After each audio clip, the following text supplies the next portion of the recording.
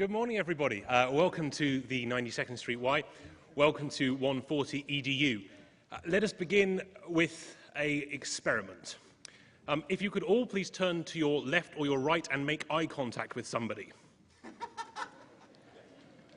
How are we doing so far? Okay, we've all made eye contact. If then, after having made eye contact, and if you're feeling very brave, you may extend a hand, could you all say to each other, "Welcome to the 140 EDU at 92Y."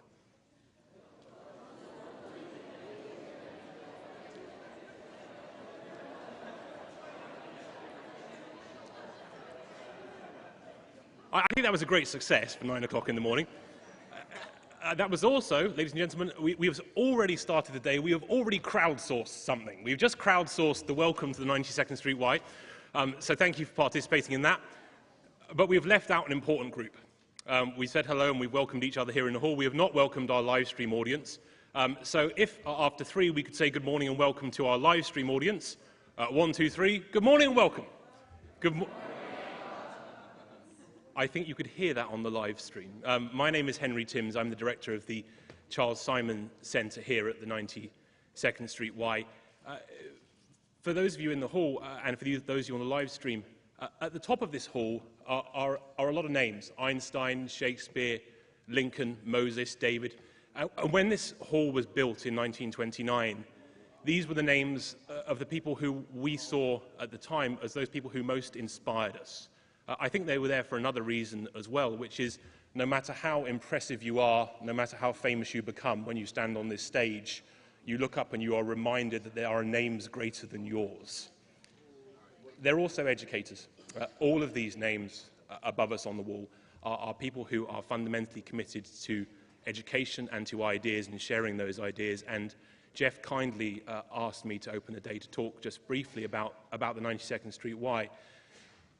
We at our heart are an organisation which is fundamentally committed to education. If you wander around this building, what you will find is countless classrooms, art studios, piano rooms, a nursery centre, an early parenting initiative, early childhood development, fitness centres, physiotherapy, French. The list goes on and on and on. And the thing that we believe in fundamentally as an organisation is the power of teachers. We've always believed in the importance and the power of teachers and the way in which they can inspire individuals and inspire communities. What's interesting, I think, about when they built the 92nd Street Y in 1929 was they didn't just bring together lots of classrooms. It's not just lots of classrooms and studios and piano rooms.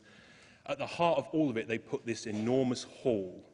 And they put this enormous hall here for a reason, I think, which was no matter what you do in the classroom on your own, there are times when it is fundamentally important that we convene. There are times when it's fundamentally to get together as a larger group and say we are all working on something together and we're all trying to learn something together. And that's why the heart of this building and the heart of our organisation is about convening people.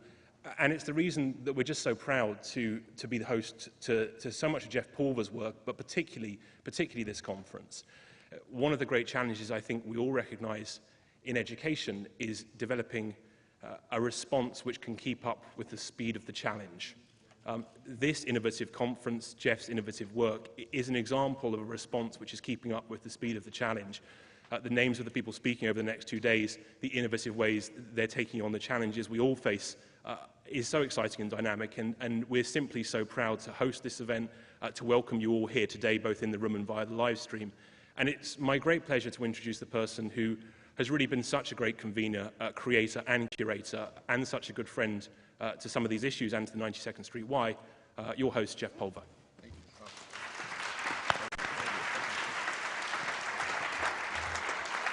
you. Good morning. Thanks for the nice introduction. And Chris Lehman will be joining us shortly. He's in a cab, so we just got a tweet. I'd like to thank all of you for coming here, particularly for those who are speaking with us on stage, and those of you who are in the audience who are coming out here in August to New York City. When the idea of the conference hit me, it was not necessarily obvious that we should do a conference, but when the 140 conferences happened, there was a time where I think last year we had 7 sessions on education throughout the 2 days of the 140, so I realized we had to do something special. And then it was Chris Lehman, actually, who was here last year at the 140, who got a standing ovation after speaking for 10 minutes, and I realized I was near greatness. And if you ever want to be inspired, just talk to Chris. But this particular video of him talking here last year was just awesome. And then when I went to his school in Philly, and I noticed all these kids were hanging out in the principal's office, I couldn't really figure out why are so many kids hanging out in the principal's office. Then I realized, no, it's cool to be there. It's okay. And the whole feeling of the work that he's doing and many of you are doing is fairly spectacular, and I'm in awe of. I'm just a big fan. I must say that I have kids. They're now 17. They turned 17. They'll be seniors this year on Long Island, and I kind of wish they were at a school where Chris was principal, because when my kids were 3 years old, I put them on the internet. It was very controversial in my family, but they were in diapers, but they were surfing the web. And they learned English, internet English actually, at a between 3 and 4, and we were worried that they were twins, but we were worried that they were like slow to talk. So we actually sent them to a school for the deaf, which deals with other kids and stuff and special needs. And it just turned out they were just slow to talk, but they were quite listening, quite learning the whole process. And what I found really super fascinating was watching my kids grow up on the internet. Particularly, they went through a phase between 3 and 5 where when they learned how to speak English, they'd learn this, I call it .com speak, because as a dad, one of the things I did for my kids, I got them Thomas the Tank Engine Toyota engines, tracks and stuff, all wood at the time. And one day my son Jake says, "Daddy, I want to go to thomastheTankEngine.com." Now, he didn't see any advertisement for that. He didn't see anything for it, but he just assumed there'd be a website. And sure enough, for lazy family members, there was a website for track layouts and stuff. And that started an entire process there was like 3-something there.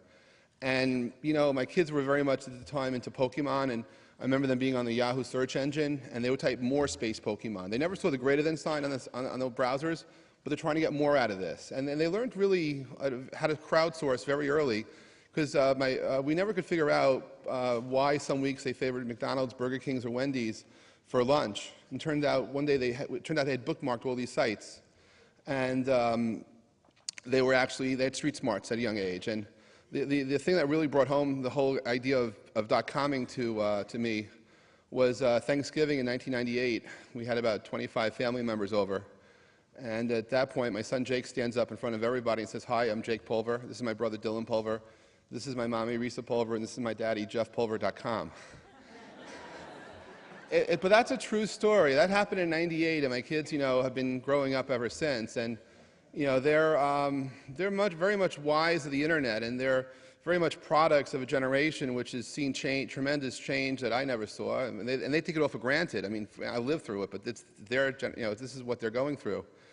And to think about how education is changing, and thinking about our kids and our kids' kids and where things are going, I really feel honored to have a chance to convene a conference that looks at these things. And looking at the names of people who are here, I'm very proud of the fact that we have folks here from 20 different states, from 4 countries, from across America, and it's a cross-section of schools, people from all backgrounds, ages and stuff. But the one thing you all care about is really the future, and I believe to listen and to engage in what's happening now.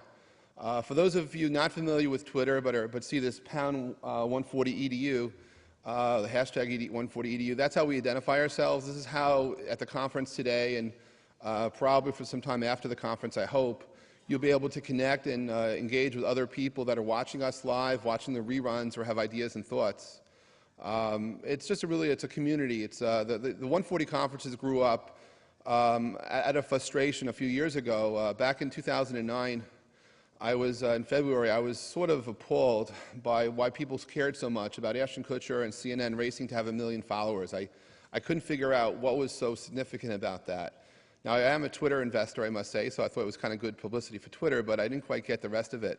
So I did a conference, set to do a conference in June of 2009, looking at the effects of Twitter as a platform and looking at 4 things: celebrity, the media, advertising, and politics.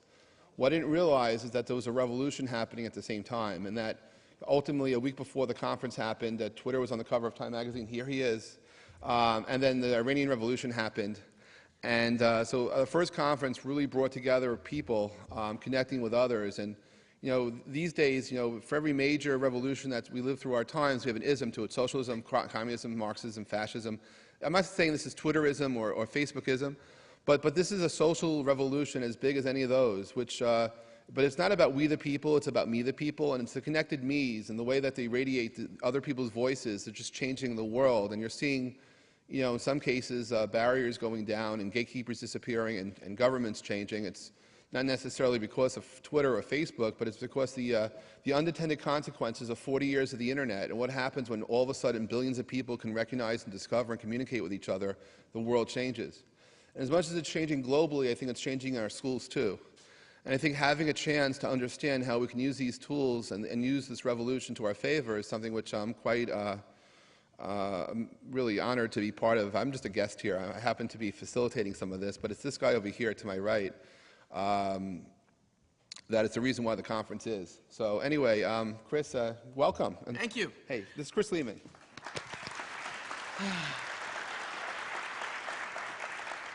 Twitter hasn't found a way to solve crosstown traffic yet. Thank you guys so much. I'm sorry I am late. In a sort of moment of meism, my now 5-year-old son this morning decided that he needed a little bit more daddy time on his birthday, and the 6:30 train turned into a 7 a.m. train. We're so happy that you're here. This is, as Jeff said, about all of us. And it is about the idea that all of us together are stronger than we are apart.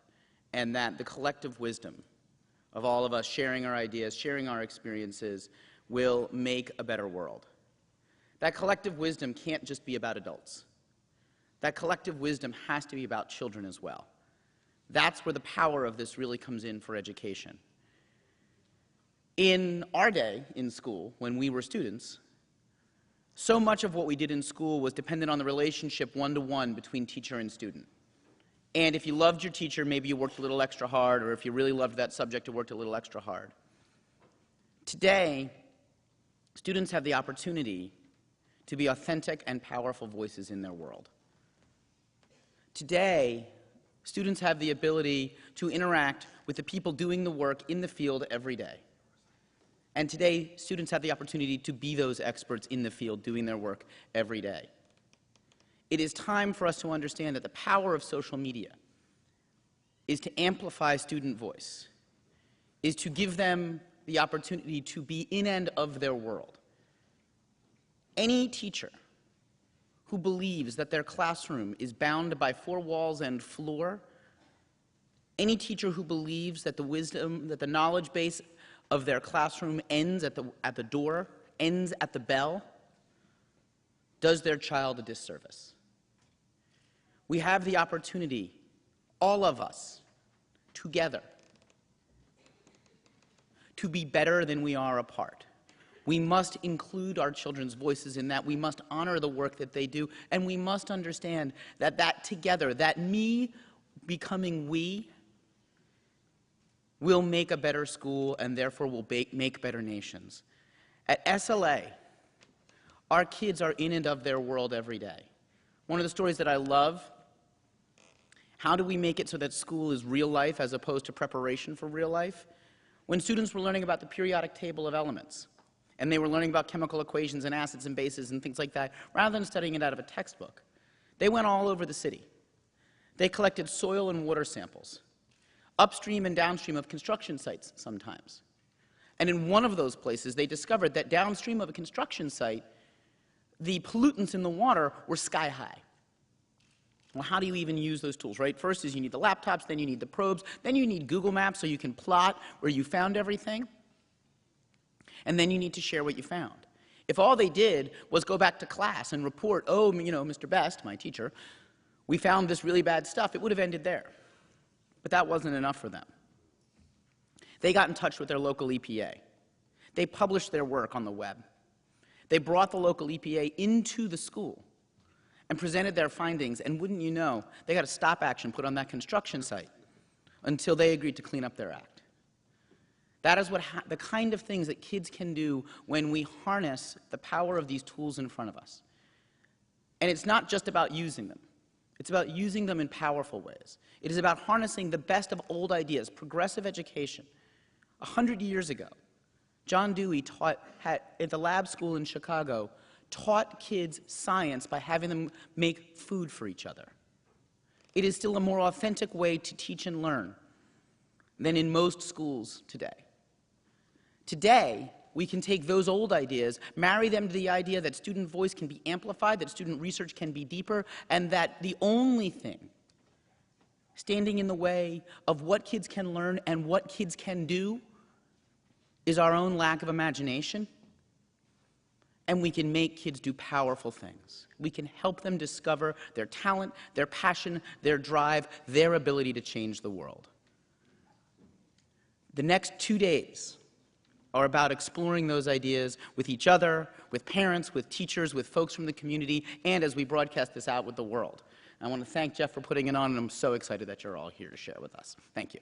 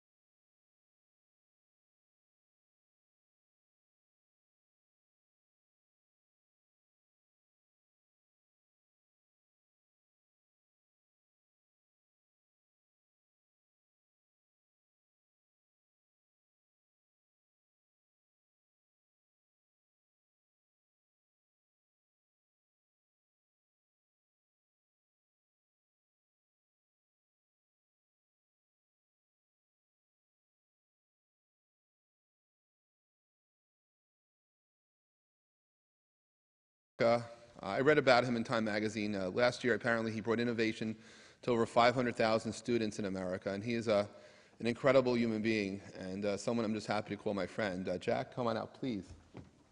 Give it up for Jack.